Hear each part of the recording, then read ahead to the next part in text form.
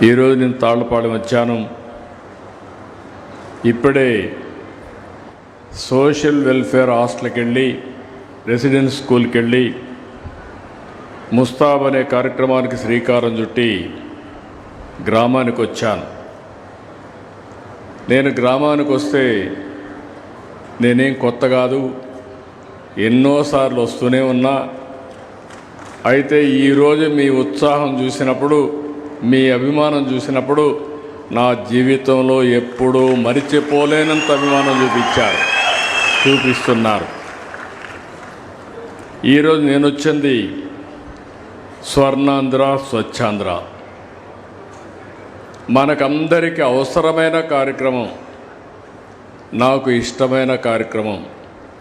ఇప్పుడు కాదు, నేను సమైక్య ఆంధ్రప్రదేశ్లోని పచ్చదనం, పరిశుభ్రం దేశంలో ఎక్కడా చేయని రోజుల్లో హైదరాబాద్లో రాత్రి క్లీనింగ్ చేయించిన పార్టీ తెలుగుదేశం పార్టీ అని చెప్పి కూడా నేను మీకు తెలియజేస్తున్నా. మన ప్రధాని నరేంద్ర మోడీ గారు స్వచ్ఛ భారత్ పెట్టాలి,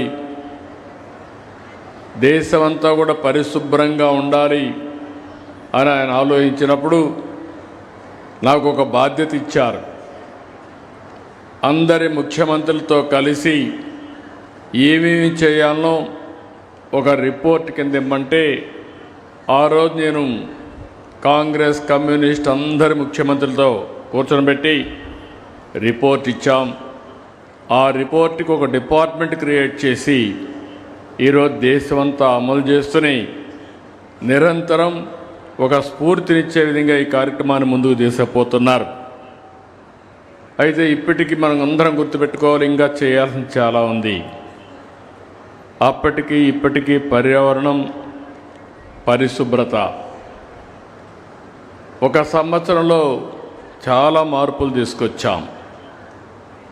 ఏది కూడా ఒక విషయం మీరు గుర్తుపెట్టుకోవాలి, ప్రభుత్వ కార్యక్రమంగా ఏ పని చేసినా అది తాత్కాలికం.